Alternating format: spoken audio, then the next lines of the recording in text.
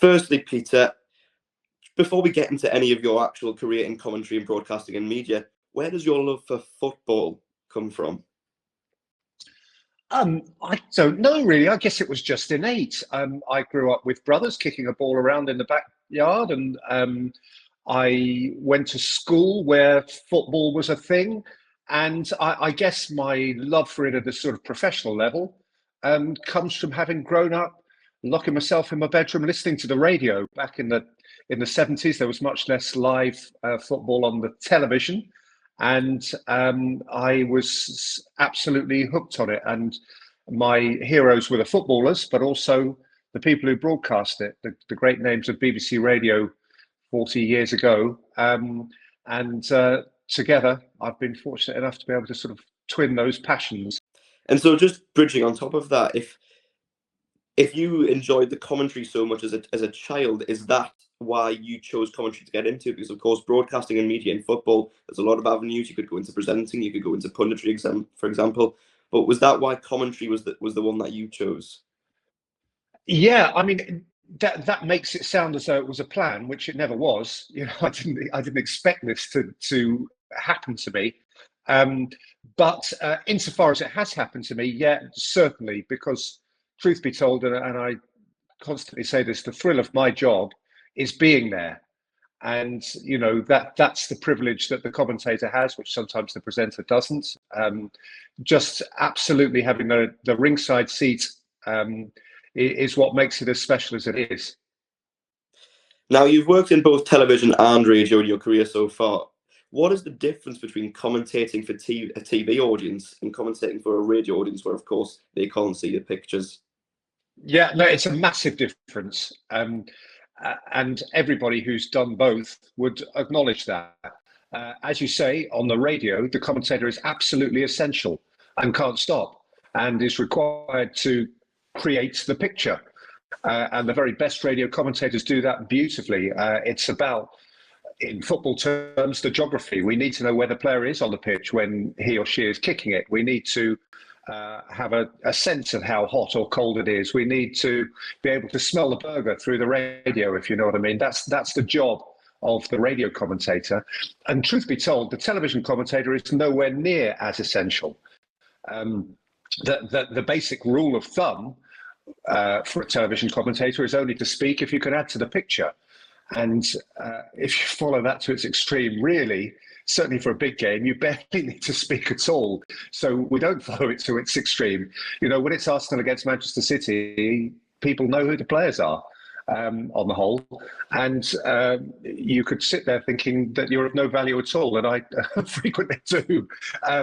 But I guess if there is a value in television commentary, it is in somehow articulating the feel of the game, having a sense of the stadium, and having a sense of the rhythms of the match as they're playing out, and essentially identifying the players and feeling the moments when the moment comes. You mentioned Arsenal versus Manchester City there. Now, for long periods, that game was 0-0. Is it a skill to be able to make a 0-0 draw? Obviously, that game didn't end up 0-0 in the end, but is it a skill to make a 0-0 draw that perhaps doesn't have many of those moments, as you mentioned in it, seem exciting as a commentator? I don't think it's your job to make it seem exciting. You know, the viewing public aren't stupid, and you can't tell them that something which is not that exciting is exciting. I think you're required on a day like that to try and find the points of interest, such as they are. And Arsenal Manchester City is a good example, because it was so not the game that people expected it to be, that it became quite an interesting, almost academic project. And it's on occasions like that, actually, that you lean quite heavily on your co-commentator, in that case for me, Gary Neville, who has interesting things to say, you know, and is prepared to say them, whether or not some will disagree with what he has to say and some will agree. That is important. But I think it's also important to acknowledge that even if the game is a slightly, quote, academic game, in the sense that it's of interest without being thrillingly exciting minute by minute, the fact that it is tight and close merely adds to the jeopardy. So 5 minutes out at 0-0, you could, without saying, "Wow, this has been a fabulous game," because it probably hadn't been certainly from a neutral perspective. What you can say is, if somebody scores here, it's a big deal. We're all on edge. There's jeopardy, and of course that played out. Now, of course, you're now working for Sky Sports, replacing Martin Tyler. How much have you enjoyed your time in this new role so far? Yes, so far so good. I've really enjoyed working with the people I've worked with. It's a huge privilege to be moving into that slot, and it's a privilege which comes with a certain pressure, because Martin had done it so brilliantly for so long, and to step where he stepped, I could only do it respectfully and to an extent sort of trepidatiously. My sort of bottom line is to try and not offend. I can't help not being him, but I can only do my best, and so far I think I've stayed alive. Now, I saw a video on social media at the weekend, actually, of you showing your commentary notes. I think it was a question about how often do you think about the Roman Empire, given that's prominence at the moment. But your commentary notes were absolutely stacked. How much preparation does it take to just prepare for one game? Well, I always say that the average for a football match is 1 day at the desk for 1 day's football. So maybe an 8-hour office day. Actually, for the really big ones, or the slightly more complex ones that can grow into maybe 10, 12, 14 hours, the truth is you're never as ready as you want to be. There's always another click you can go. You can always go a stage further, find another stat, find another piece of information that just might be interesting. And the frustration is that you do all of that, and actually only a tiny percentage of it gets used. I sit at my desk thinking interesting thoughts, at least interesting to me, possibly not to other people, thinking interesting thoughts and writing them down. And then I come off the gantry at the end and thought, oh, that was 40 minutes of my life that I needn't have bothered with. For instance, this weekend, I did a whole study for my own interest into the possibility of Manchester City winning 4 consecutive titles, which no one's ever done, and a comparison to when Arsenal won 3 titles way back pre-war, because I thought that in a moment of idleness that might come up. And of course, even though there were plenty of moments of idleness, it never felt appropriate to bring it up. So I'm glad I didn't. But equally, I'm thinking that's 40 minutes of my life I'll never get back. But that's the essence of homework. The point is to try and be prepared for all eventualities, in the full and certain knowledge that all eventualities won't occur. But of course, this preparation at times, and you mentioned, of course, moments in television commentary, this preparation can certainly create some of your iconic lines, I think, of Greek God in Rome. Do they just come to you off the top of your head, or have they been meticulously planned? No, the one thing you don't prepare is what you're going to say during a football match. To a certain extent, you prepare what you're going to say up until kickoff. Obviously, you see when you watch a game on Sky or anywhere, you see the team graphic come up and the players and so on. Obviously, you're preparing that because that's a sort of set piece.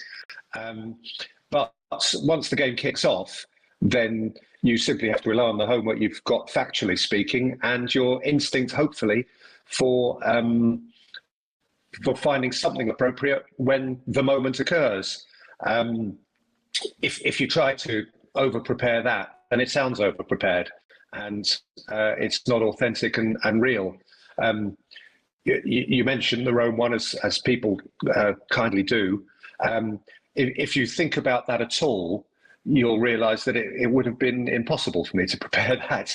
If you believe that I had words ready for a Greek centre-half scoring the 3rd goal against Barcelona that, put them through having been behind, that's just preposterous. You couldn't. This Greek bloke scored a goal, and I had to think of something to say about him, and that's sort of slightly odd monologue is what came out on that particular evening. That's obviously a very unusual one. And lots of goals happen during the course of a season, and maybe 2-3% of them are really special ones. There's 7, 8, 9, 10% you sit in the car afterwards thinking, oh, I didn't do that very well. I wish that could have gone better or whatever. And the rest are just another goal, and you just have to be prepared to articulate a moment as and when it comes. And just to summarise, do you have any particular moments yourself that you look back on with a lot of fondness? And just to add to that as well, are there any ones from perhaps other commentators that you listened to when you were sort of getting into your stride that you thought, oh yes, that was also very good?